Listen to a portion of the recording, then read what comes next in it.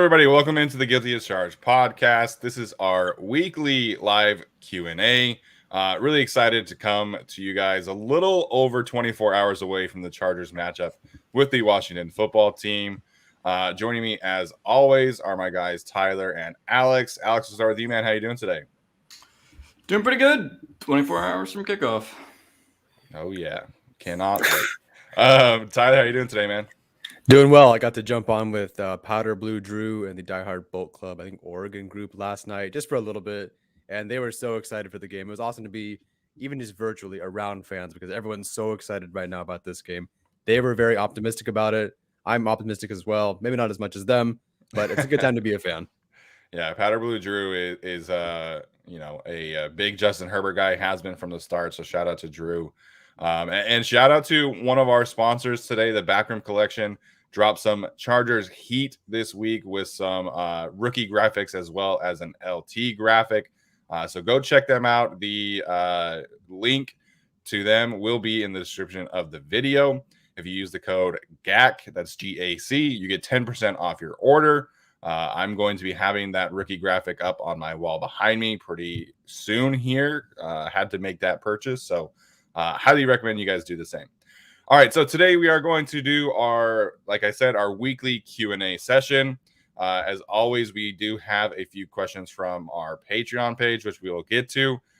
If you want your questions to have a 100% guaranteed answer from us, that is the way to do it. Of course, we will try to get to as many as we can here on YouTube. The other way to get 100% guarantee is to use the Super Chat feature. Other than that, we'll just kind of have some good conversations, talk about the game, and maybe some other things if anyone else asks some questions. I don't know, maybe about some college football today for some, meaningless game that's happening later tonight. I don't know. If you want to know my thoughts about that, you can go ahead and ask. We'll start with Justin Reyes on Patreon. He is going to be in attendance at the game today, and he is wanting to know our thoughts about what jersey choice he should wear to the game. One of the few Washington, D.C. fans. So he has his first choice is an Austin Eckler jersey, which we gave him. His second choice is a Joey Bosa Color Rush jersey.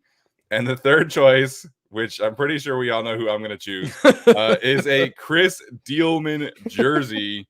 Apparently he loves Chris Dielman and Nick Hardwick just as much as LT, which is fantastic. So Justin, wear the Chris Dielman jersey. Very few people have offensive lineman jerseys. I think that makes it unique, and I think that makes it more fun. So that is my choice. I think that makes it unique, and also the number is disgusting. So sorry. I like the Joey Bosa Color Rush one. The Color Rush is my favorite of the alternates. Now that powder blue is the official color, so I have that jersey myself. So I really like that one. If I were an opposing fan and someone walked into the stadium wearing a Chris Dielman jersey, I know I wouldn't mess with them because that means you're kind of a little bit more old hat. And who buys a Chris Dielman jersey and who would go into the game? But man, anyone who would buy that, don't mess with them. So if you're going to whatever their stadium is called, wear that because I think no one's going to mess with you. And plus, manifest some good offensive line vibes for us. I think it'll help. Yeah, that's a good call, Tyler. I like that. I will say, I have seen there's a lot of people kind of talking about like what jerseys to wear to what games and things like that. And I have to say, like, the powder blue obviously does stand out, but I think you just got to wear whatever jersey you like best, man. Like, I think, obviously if you wear the powder blue, it's going to stand out for sure. But I mean, so will a Color Rush. And, This isn't next week. Like next week, none of us can wear Navy jerseys that are going to the game. Like you cannot wear Navy. So next week we have, fewer options, but, I think you can kind of wear whatever you want. Dielman was 68, right? You're asking me like I would know that. You're the only one who would know the answer to that, Steven. I know. I should have known this. I'm pretty sure he was 60. Yeah, he was 68. Okay. That's not a terrible number. I mean, Orlando Brown wearing 57 is the worst offensive lineman jersey that I've seen in a really long time. Is he really? Yeah. Were they I think he was 68 for the Ravens last year. And like he is 6 feet 8 tall. And so he has this like tiny little 57 number and it looks awful. I feel like the worst football number is anyone from 41 to 59. Just anywhere that those numbers are just unwearable. Yeah, like I think like linebackers, obviously, if you're wearing like a 56, 54, like that's a different thing. But like the Chargers long snapper is wearing Melvin Ingram's number, which is just that's weird. It's weird, and I don't like it. But in terms of offensive linemen, I think the best numbers, in my opinion, are 77 and of course 69. Like those are the two best numbers that you got to go after. So that's just my opinion. Steven, what number did you pick in middle school or high school whenever you started wearing jerseys? Well, in like middle school and stuff, you could wear whatever you wanted. So I had the same number for basketball and football, which was 32, which was super weird of me.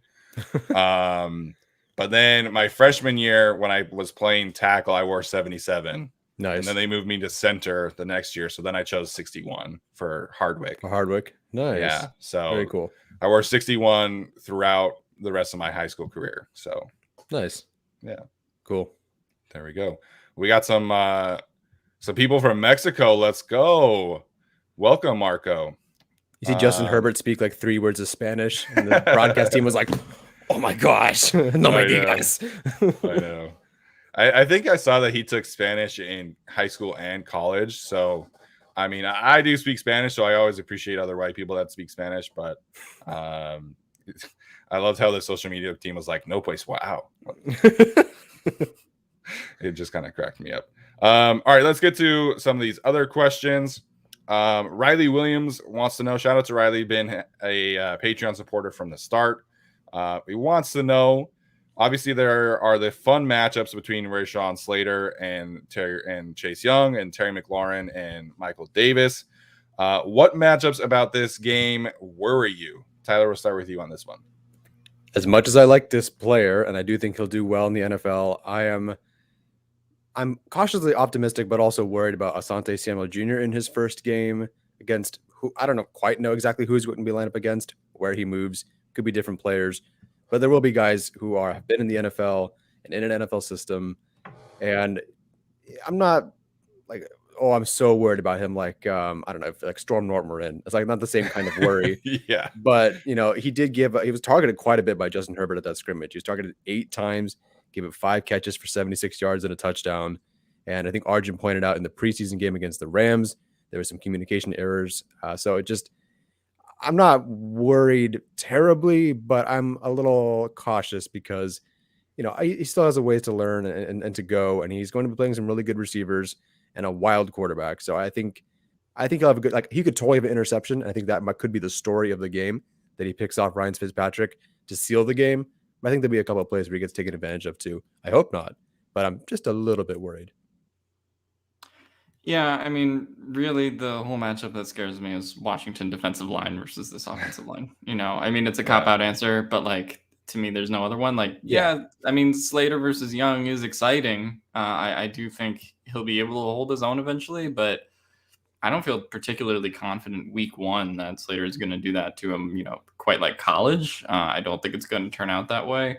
I know Stephen predicted Kyler Fackrell to have more sacks than Chase Young at our podcast, and I appreciate the enthusiasm, but I just don't see that happening. Oh my gosh, Ross Ackerman. What if a tackle wore a single-digit number? Oh my God. It's the only tackle I would like. From left to right, 1, 2, 3, 4, 5. There's been some defensive tackles that have worn single digits, like Derek Brown for Auburn wore like number 5, I think. Yeah, and it was just so weird. To see men that big wear single digits is just wrong. In terms of offensive line, I mean, I will say like I'm a little worried about Ode Abuji in this game, because like we were all pretty excited. Obviously, we're not expecting him to be like this great player. Like he is the weak link on the offensive line. And he gets a tough matchup this week. Every single interior defensive lineman for the Washington football team is pretty productive. Mm-hmm. And whether it's Jonathan Allen or Deron Payne or Ionitis, like he's got his hands full this week. And, we were talking about ways that the Chargers can help, Rashawn Slater. There's not a lot you can do to help a guard. Like he's going to be in one-on-one situations for most of the time in terms of pass protection. unless they're like, that's the matchup that most worries them. Like, to me, you got to focus on Young and Sweat. So, I mean, Right. Odebushi is going to be in one-on-one matchups for most of the game. And I think that, he's going to be an upgrade. Like, he's still a far cry from, Michael Schofield and whatever was happening last year. But I am a little like, that's the matchup to me that most worries me this week in terms of offensive linemen and really overall. Yeah, that's the other guy I would have picked if I didn't pick Samuel Jr. Odebushi. He's had some rough training camps. He didn't have a great scrimmage, but I think his preseason was okay. Like, I don't think he gave up a pressure, which is fine. Right. So I think he'll be solid. But whatever happens tomorrow with this offensive line, I hope we don't overreact. I know I won't. I know the three of us won't. But let's try not to overreact, because it's going to be tough, and it could be as bad as it's ever going to get. So even if Ibushi is giving up 4 pressures tomorrow and a sack, that could be the worst it's going to get for the whole year. Yeah, and I keep going back to what Daniel Popper said in one of his articles, leading up to free agency. It was like, the Chargers don't need, like, I mean, obviously we would love to have like great offensive linemen, right? But they don't need to have that in order to improve. Like, they just need dependable, reliable, and serviceable linemen, because you look at the interior play over the last few years. I mean, outside of Mike Pouncey when he was healthy, like, it's been rough. It really has. And so, I mean, last year you had Forrest Lamp, who was like bottom 5 in the league in pressures given up. I mean, it was great to see him play every single game, and he started out pretty well. Then you had 6 players take snaps at right guard. So they just need Odebushi to come in, stay on the field and not be like a game-wrecking type of blocker. Like, not just give up, 7 pressures in one game consistently. Like, if he's giving up 3 pressures a game, like, I'll take that, like, as sad as that is. But just be like a reliable, dependable player. And I think he can be that. It's just this matchup is tough for him. Okay, we'll get to our next question from Trevor Black. He wants to know, what of the Washington offense will hurt us the most on Sunday? Their rushing attack led by Antonio Gibson, or their passing attack led by Ryan Fitzpatrick? Alex, you want to start us off there? Yeah, I would say if I have to choose between the two, I actually think I'll go passing attack, just because Terry McLaurin, De'Ami Brown, Adam Humphries, like, yeah, they won't have Curtis Samuel, so you don't have to worry about like that deep ball threat. But I do still think there's guys that can stretch the field vertically, and now they have a quarterback who's better positioned to do that. So that does scare me. Obviously, the Chargers were not good against the run last year, so it's sort of time to see if they get better against Antonio Gibson. And obviously they have Zeke and Pollard coming in next week. But this is going to be, I think, a pretty tough matchup, and I would say tougher matchup in the secondary. Yeah, I'm going to agree. I'm going to go with the passing attack for them to worry about the most. Even with Curtis Samuel out, we obviously love De'Ami Brown, like Senior says in the chat. I don't know how to say your name based on your little symbols there. But yeah, De'Ami Brown is the deep threat now, and that's kind of scary. I think I believe it's going to be tough, because we're going to find out very quickly if this interior defensive line is any good. But I do believe that their run defense is going to be pretty solid. We've seen the linebackers look really good. I think the interior defense line is going to be good. But I also think that someone like Nasir Adderley has shown a lot in his change in mentality to come up to the line of scrimmage and lay hits as a run defender as well. So I think in general, the run defense is going to be okay. Chris Harris Jr. is a good tackler. Asante Samuel Jr. is a good tackler. Michael Davis has improved as a tackler. So I think I feel better about them defending the run than the pass. Yeah, I'm kind of iffy on this one, because I know that the run defense has looked really, really good in training camp and preseason, but it's kind of one of those things where, like, I have to see it before I believe it. Absolutely. And, one of the things that I talked about on our show is that, like, Ryan Fitzpatrick is going to take chances, and he's going to give the Chargers opportunities to get some interceptions. And so I think, like, the interceptions and the yards and the touchdowns will kind of cancel itself out. So I'm going to go with the rushing attack. Again, this could just be me kind of choosing something different, but I like Antonio Gibson as a player, and I think J.D. McKissic offers some upside there as well. So I'm going to have to see the run defense really, like, being good in some games first before I'm like, okay, we have a good run defense now. It's just one of those things for me. Craig Smith over under 15 snaps from Bulaga before we see Norton. I'm going over. I know everybody's kind of salty on Brian Bulaga lately, but Brandon Staley said he's looked really good in practice this week. He has been a full participant every single day. So I think Brian Bulaga is going to play 100% of the snaps this weekend, and I think he's going to play very well. Yeah, I'll take the over on that one. 15 snaps is mean. Come on, man. That's like a drive.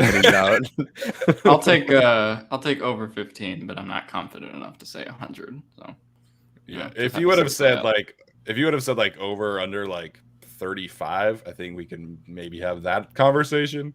Yeah. All right. Next question on Patreon comes from Alex himself.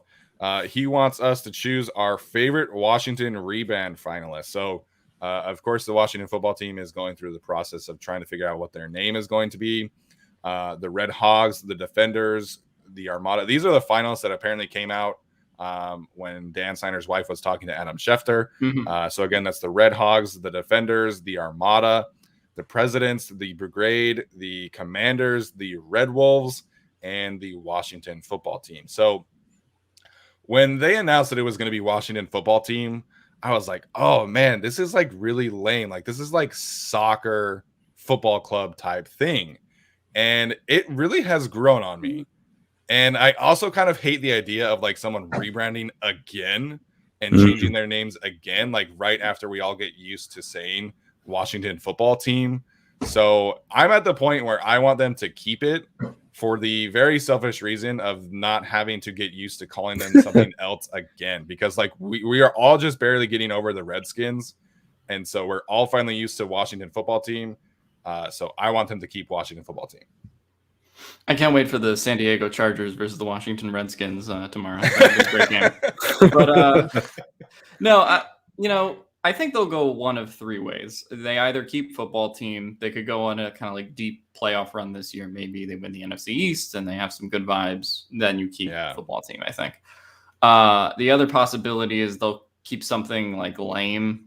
So then like people don't get on their ass about it. So JP Finley, who is a NBC Sports Washington reporter, actually said that he thinks Commanders will be selected as the team name at some point. And I just think Commanders, President's Brigade, just all stupid. Like, who cares? Armada, maybe you could do something cool with that. But, like, you know, if you call yourself the Presidents, do you want to do, like, a Twitter Notes app apology every time an American president bombs Syria? Like, I don't know. That's true. That's a good point, actually. That just strikes me as, like, I don't know, very, very vague, like Senators, or no offense to the baseball team, but, like, Nationals. I don't know. But yeah, so I don't know. I think that they could do that, or they'll pick Red Wolves or Red Hogs, which I think would be like my first or second preference with the Washington football team. Sure. I've seen some cool fan designs with Red Wolves, so that's a great way of, going to the fans and all that. So I think that it should be Red Wolves or football team at this point. I actually agree with you guys. Red Wolves is the one I kind of hate the least. The whole Brigade or Armada sounds like a foreign soccer team or like a future like expansion team or something like that for the NFL. So Red Wolves is fine, I guess. That's pretty safe. I don't hate it. Don't call yourself the Defenders, because if you end up having a bad defense, it's just really awkward. So don't do that. But then Washington football team, I don't hate. Like it's almost so bad that it's good. It doesn't, like, why would you name that? I actually just told my mom this morning, like, that's the name of the team we're playing tomorrow. She's like, what a dumb name. But you know, it is what it is. I don't hate it. So yeah, Washington football team or Red Wolves, I'm okay with that. If I had to pick a new name, it would be the Red Wolves, and fine, whatever. Yeah, my Brooke likes to think she's super clever sometimes, and she is very clever at times, but she thinks that they should change their name to the Pigskins, because her whole thing is that the Indians changed their name and they kept the Ions. So then changing it to Pigskins would allow the Washington football team to keep the skins part of it. And the other thing she likes too is that then you can make your mascot like literally the football. So I don't know. She thought it was hilarious, and I actually like don't hate the idea, but I think the skins was the problem with the name, not the red part. Yeah, you're right, 100%. But she liked it because then you can make their mascot like just a pure football, and nobody else has that. So, anyways, but we have a Washington fan in here that likes the Red Wolves, so we'll have to see. Yeah, we've had a Washington fan watch like the last 4 videos that we've done. So what's up, I guess. Yeah, the Washington fans are trying to get all the intel, but hey, we appreciate it. All right, last question. Yeah, last question here from Patreon is from Riley again. He says, agree or disagree? Palmer and Keenan combined for more catches than Williams and Guyton, but with fewer yards and touchdowns. And then he asks a second part, does your answer change if we expand the scenario to the entire season? So he wants to know Keenan and Palmer more catches, but fewer yards and touchdowns than Mike Williams and Jalen Guyton. So I think I was just gonna say, so catches I definitely think will be Palmer and Keenan if you wanted to say the whole season, just because Keenan's gonna have 90 to 100 catches.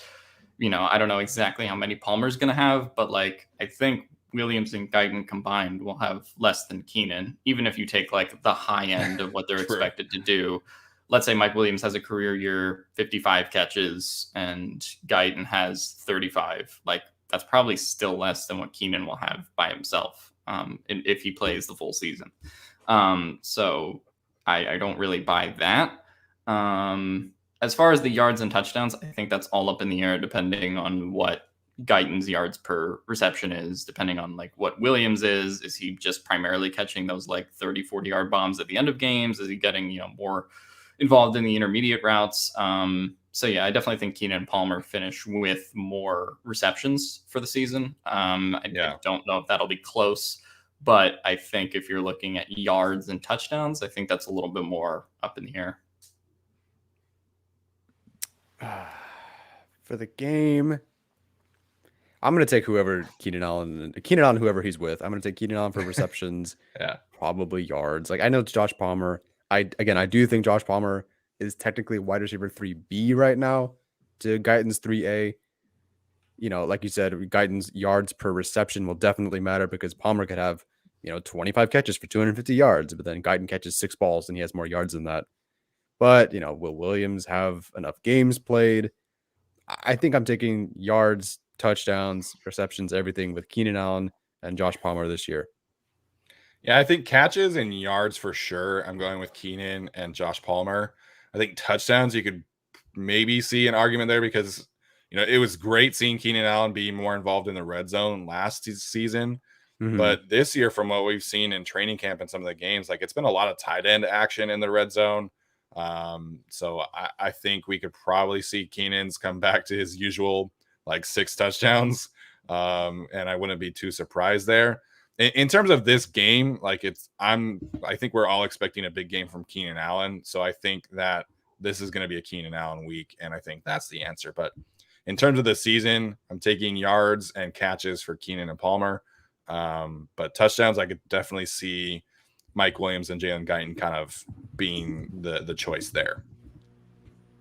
Yeah, potentially. Hopefully they're more efficient in the red zone. I think they'll pull Guyton for Palmer. So I think there's a shot there. But yes, Williams, I don't know. We'll see. We'll see.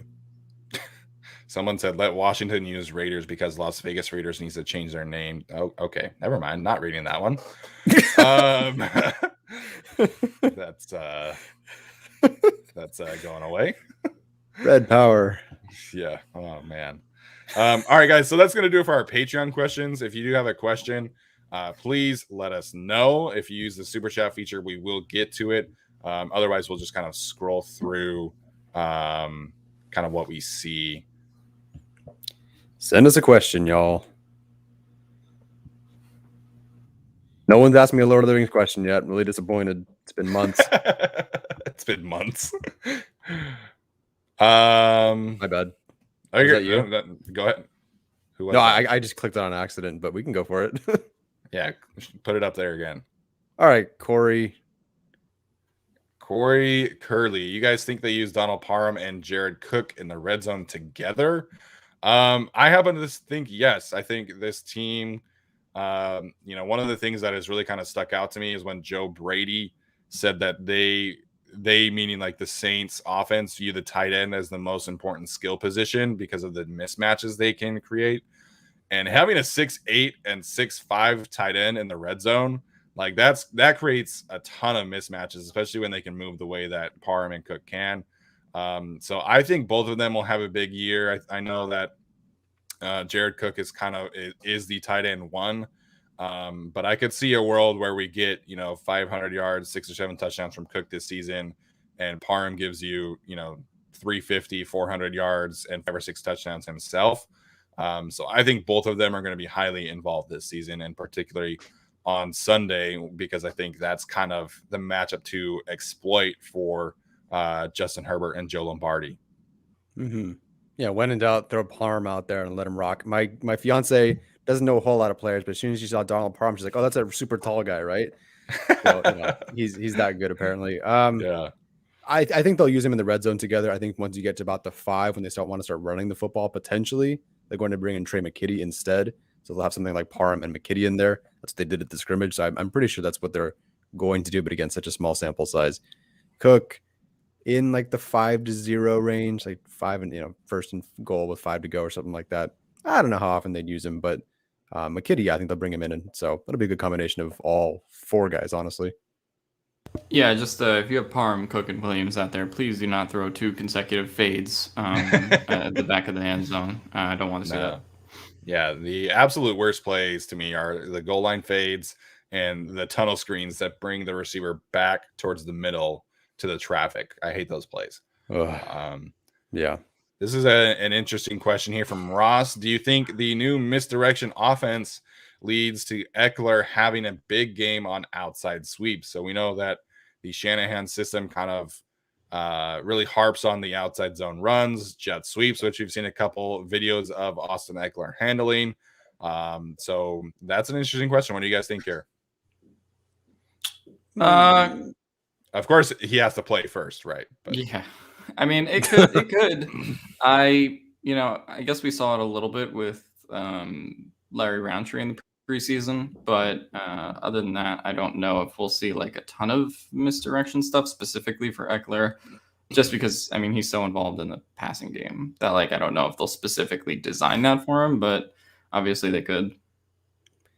Yeah, I guess they could, especially with Tyron Johnson gone, who it's not really his thing, but he's at least kind of a burner with some shiftiness to him. Guyton, they'll try it maybe, but I guess there really isn't a whole lot of they've tried it with Keenan Allen, but that doesn't really go anywhere. Mike Williams sometimes works, but if they're looking for a running back to give it to, I guess Eckler would be the guy. I just think it's good to keep catch him off guard. Although if you're trying something like that, they'll probably run it out of their outside zone look, where Eckler would just line up as the running back, and then they'd have some other guy run the sweep, like a wide receiver sweep or something like that. But I don't know if that's really Eckler's thing. You see it a couple times maybe, but I don't think it'll be a big part of the offense. Yeah. No, I think that's one game, one play a game kind of thing for Austin Eckler. He could certainly pop a big run from it, but yeah, I think it's going to be once or twice that we see it. Next question. Oh, we did get a Lord of the Rings thing, Tyler. My goodness. Julio said, not a question, but Frodo has to be better than Melvin Gordon. Well, that is the weirdest tie-in. I'm not even sure I'm supposed to answer that. Don't know what that means. Let's see. Frodo did get injured in the first third, but he was able to continue on and finish out his contract, which was to take the ring to Mordor. And he did that, whereas Gordon held out. And if Frodo had held out, the race of men would be over. So yes, Frodo is better than Melvin Gordon. Whatever. Thanks for that question. I love it. All right. How do you guys think Justin Herbert will do tomorrow? Will he start off where he left off? I assume that's asking, from the Rookie of the Year season. Shout out to Nincompoop. What a YouTube name. I happen to think that Justin Herbert is going to have a better game tomorrow than people think. I know some fans are kind of predicting a 300 yards and 4 touchdown game. I'm not expecting that. But I think he could certainly go, 250 yards and 2 touchdowns and maybe 1 on the ground. So I think that'd be a pretty good game for him to start off. Yeah, I tend to fall in line with that. I don't think he's going to have a 300 or 400 yard game given this Washington defense. A lot of people talk about their defensive line, but they have Bobby McCain in the secondary. They have Landon Collins there. Kendall Fuller, William Jackson. I mean, all those guys are pretty good. Like when we talk about it, there's no one that like scares you in terms of like taking Keenan like out of the game, like Miami did, for example, last year. But I still think Washington can give them a lot of looks. I think that's fair, somewhere between 200, 250 yards, 2 touchdowns, 1 interception. I don't know. Yeah, I'm not going to do stats because I know I'll be wrong, but I do think he'll have a good game. I think just watching him, I'm so sorry. I keep bringing up the scrimmage, but that's all I have, guys. At the scrimmage, I believe he has a targeted. I think there was a reception for 9 or 10 different receivers of the 23 or 25 throws that he had. So every play, every 2 plays or so, it was a different guy. And it's going to be like that. Brandon Staley talked about, hey, we didn't get run stops, but this is the first time I've been stoked that we didn't get any or stops on any plays or anything, because that means the offense is going to be awful to cover. And I agree. There are so many guys to throw the ball to, so many talented players, obviously very talented quarterback and a good offensive line. So I think he'll have a good game. I don't know how many balls he'll launch deep. Like if we're looking for him to be like that deep ball thrower sort of guy, maybe not. They'll dial up a couple of those for sure. But it's really looked like they want to do a nice combination of, death by paper cut sort of thing, but then also have that deep throw in their arsenal. So if you're expecting him to just throw those long bombs, kind of like he did a bunch of times against, say, Tampa Bay last year, don't think it's going to happen. But I think they'll have, a couple maybe good deep throws. But for the most part, I think you'll just see a very efficient offense throwing the ball to a bunch of different receivers. Yeah, and that's the thing that we kind of, when we were talking about like the regression thing that everybody was asking us about in the summer, like the thing that we all talked about was that we wanted to see him be more efficient. We wanted to see him utilize more of the receiving option in the intermediate game, because that was really the thing with the passing attack last year. It was either like chuck it deep or throw a slant to Keenan Allen or throw a swing pass to a running back. Like there was no diversity in the passing attack. So that really is the thing for me. Like I want to see them just do more. And we're hearing stuff from like Robert Mays' article that they're going to be doing more run pass option looks, which is fantastic. Like that, Herbert was so good at that. So really, I just want to see him run a clean operation. Like that's my biggest thing for him this year. We saw Chase Daniel do a little bit of that on the first drive against the Rams, where the operation was just really smooth. There was no hiccups. I mean, obviously we would have loved to have that drive end in a touchdown, but that to me is like the biggest area of improvement I'm looking for Justin Herbert this year, and particularly tomorrow. Can he handle the pressure from the Washington football team? Can he diagnose the protections in a correct way? Is he able to kind of, have those long drives that wear defense out? Like, I think to me, that's what I'm looking for most from Justin Herbert and the offense. Jay Blue, you're invited to my wedding. That's a very good question. The over-under on this game is 44.5. What are you guys taking over-under? And then he says, also keep up the great work. You all been killing it. Both up. Thank you, Jay. We really appreciate the kind words and the super chat. So again, if you want to bet on this game, please use our link for Buster Sports. You can get a 100% bonus on your first bet. So go ahead and use that link.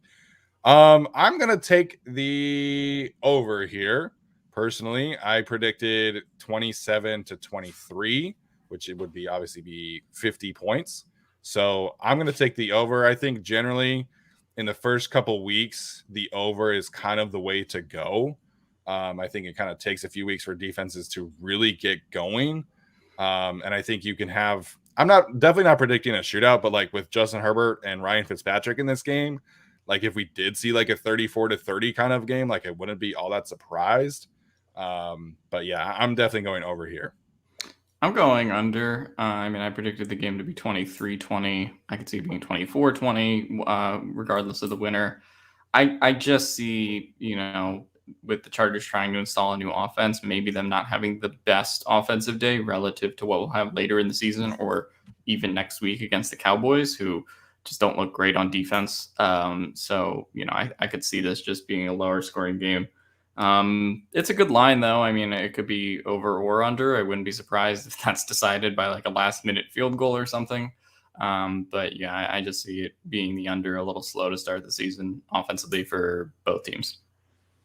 I think the narrative is so ripe for the Chargers to win a very close game off of a field goal. So I'm actually going to bump up my same winner. I still think the Chargers are going to win. I'm going to bump up the score to 24 Chargers, 23 Washington Football Team. Ooh. I think it'll be off of a last minute sort of thing.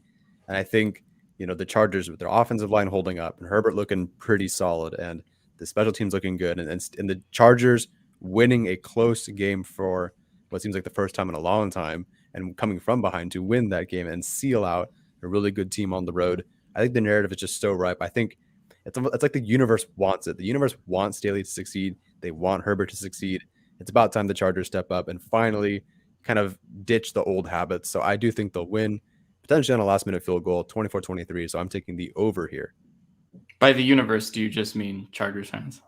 No, the whole universe. The whole universe. All of it. So we have a couple fantasy questions in the chat. Of course, none of us are really like fantasy experts, but we will, give our advice. Jorge Rodriguez, if you guys had both Justin Jackson and Austin Eckler in fantasy, who would you start? I feel like Eckler is going to be on a snap count and Jackson may get the bulk of the workload. What do you guys think? I don't think Eckler is going to be on a snap count. I mean, they had him out on pads on Thursday and then gave him limited stuff on Friday. I mean, if he didn't practice Friday and they were going to try to play him, or, it was just like, this just felt precautionary to me in general, the stuff they were doing with Eckler. So I could see him on a snap count theoretically, but the thing with Jackson is I don't think he's a decisive RB2 right now. I think that pretty much behind Eckler, it's running back by committee at this point. Yeah. So, if you have like Joshua Kelly or Justin Jackson, Larry Roundtree in fantasy, I think you're really just hoping that like they're the one who gets the goal line touch and scores versus I just think Eckler is going to have more consistent production. Yeah, I don't think Jackson would get the bulk of the workload at all unless Eckler goes down in game. As far as the snap count goes, I think we should be cautiously aware of the Chargers, A, not running the ball as much, and B, just using different running backs and different situations. Maybe some more Gabe Neighbors, maybe some Steven Anderson. Like they're going to do, and obviously Herbert running. So they're going to do a lot of different things that I think will potentially take away from the snaps of Eckler, not because he's on a snap count. I just think they're spreading the ball around. They're trying to do different things, different looks. And I think instead of just like handoff, screen, I think they're going to try different things. And I don't think Eckler is going to have as much production as people hope this year, but we'll see. Then again, when it comes to fantasy football, Alex finished last in our league and I finished third to last. So I don't know and I only finished third to last because I reverse tanked to get a better pick earlier on. So yeah, so we're not very good at this. So I mean, don't listen to us. To be fair, it is a 14-team league. It makes it very difficult to really be good at times. But I'm of the belief in fantasy football that you start your studs. And Austin Eckler, you drafted him to be a stud. You drafted him with the intention of likely him being your best running back. So if he plays, I think you got to start him. And if he doesn't play, I am not touching a single Chargers running back in fantasy football because I think Justin Jackson is that RB2, but that could just be him logging more snaps and Roundtree and Kelly getting more touches. You really don't know when you have a situation like that how the touches are going to pan out. Like everybody right now is hopping on the Tyson Williams train or Le'Veon Bell in Baltimore, and we don't know. Like you don't know how these running backs are going to play, how the touches are going to pan out until you see it. So for week one, if Eckler plays, I think you got to start him. And if he doesn't, don't start any of the Chargers running backs. You find a different solution, in my opinion. The other fantasy question that I saw, who do you start, Justin Herbert or Joe Burrow? I understand the concern here because Herbert is playing a better defense. But, I mean, Burrow had a nasty knee injury. And he doesn't offer any rushing upside anyway, whereas Justin Herbert could have, 30, 40 yards rushing and a touchdown, which is very free points. So I think this is pretty easily Herbert in my opinion. And again, you drafted Herbert probably pretty early. And unless you have like a clear-cut better option like Joe Burrow playing the Houston Texans, then I think you start Justin Herbert every single game that he plays, in my opinion. Who are the Bengals playing? I think they play Minnesota. Chicago? No, Chicago plays the Is it Rams. Minnesota? Oh, sorry, I'm looking at a different week. I was already looking to next week when I play you, Steven. Oh, nice. Yeah. You're gonna lose. Fuck you. Yeah, the Bengals play the Vikings. So Yeah, start Herbert. yeah. I don't think that's enough of a positive matchup towards Joe Burrow's side for me to even consider that, to be honest. What do you think of Jackson Carman showing up overweight? Oh my gosh. I don't know if that's the case. I mean, True. Everybody was kind of talking about Mekhi Becton being overweight this summer, and it was just like, I mean, Mekhi Becton is huge. So the bigger issue to me is just like the way that the Bengals have handled that whole thing, because they I was talking about this the other day with like a lot of teams kind of prefer to just keep continuity and hope that like more time together is going to make this unit better. But this unit is essentially the same unit that got Joe Burrow crushed, and all they did was replace Bobby Hart with Riley Rife, who is like okay. Like When it's you put just it that way, Jesus. like imagine if the Chargers had been like, okay, we're gonna bring back Tevy, Oh, Feeney, and Trey Turner, and then just go get Matt Filer. oh my gosh. Like that, the way that they handle it is so bad. And they did draft 3 offensive linemen, but like you got to use premium picks on premium players. And the thing that they traded down in the second round. They could have taken Liam Eichenberg. They could have taken Sam Cosmi. They could have taken all these other players. And like nobody was talking about Jackson Carman as like a second round pick, as a top 50 pick. And that's what they did. Like some teams just like take Creed Humphrey in the second round, and that would have been a better pick. Like it was just bad. And the way that they, devoted their resources to propping up Joe Burrow is bad. Yeah, absolutely. Disgraceful. All right, who has a better game? Sewell versus Nick Bosa, Slater versus Chase Young, or Samuel Cosmi versus Joey Bosa? Oh, it's what a week for the Ohio State defensive ends, man. Yeah. Sewell's tough because he's probably switching back to left tackle because Taylor Decker is hurt. Mm-hmm. And that Lions offensive line is a mess again because Tyrell Crosby's hurt too. So that's not going to be a fun day. But it's going to be Slater, in my opinion. I like Sam Cosmi, but he's a long-term project, and Sewell has not looked very good. And I think Nick Bosa is going to come out with his head on fire and cause some serious havoc in that game. So it's going to be Slater, and I think pretty easily. Yeah, I agree. All right, we got time for a few more questions. Shout out to Tyler's sister Becca. It is her birthday today, so happy birthday. So we have time for a couple more questions. Shikari Shock wants to know if we are worried about the Chargers secondary this season. What do you guys think? Yeah, I mean, well, define worried. I'm cautious about the secondary because I hear about all these great things, but I'm a little bit worried. And Nasir Adderley, I think he looks better, but I got to see him be better. Derwin James, I'm not worried about, obviously, but Michael Davis, I think he'll be good. I don't know if he'll take another next step like he's supposed to, potentially. Chris Harris Jr., I don't know which version we're going to get, honestly. I think there's some really good moments. I think there's some like what happened. There are some days of training camp where he gets picked on like 5-6 times. Some days of training camp where he looks really good against Keenan Allen. I don't know.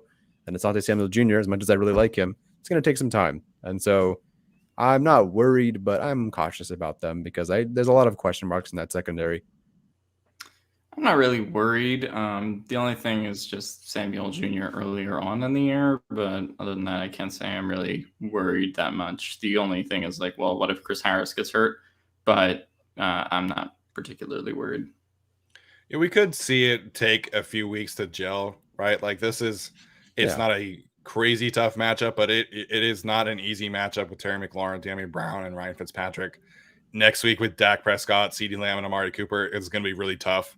The week after that, you get Patrick Mahomes and the Chiefs, receiving attack. And then even Derek Carr, I know everybody kind of makes fun of him, but I think Derek Carr is pretty underrated. And then you have Darren Waller and all those guys. So I think it could take a couple weeks for the secondary to really gel. But again, you have Derwin James back this year. So how much does that make a difference? I think it makes a big difference, but there are definitely some question marks. You know, I know everybody's kind of buying Nasir Adderley again. I think that's another thing that I need to kind of see it before I believe it. And I think the scheme will definitely help some. You know, doing the too high shell makes things easier for corners. You always have help, which is definitely good. But it is like, again, I just need to see the secondary gel together before I really am like, okay, this is a top tier secondary, or you know, how to properly place them. I gotta head out, guys. Going to my sister's birthday brunch. So you guys hold down the We'll fort. finish it up.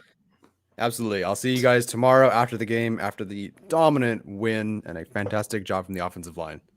There we go. Speaking into existence. All right, we'll take a couple more questions while Tyler heads out.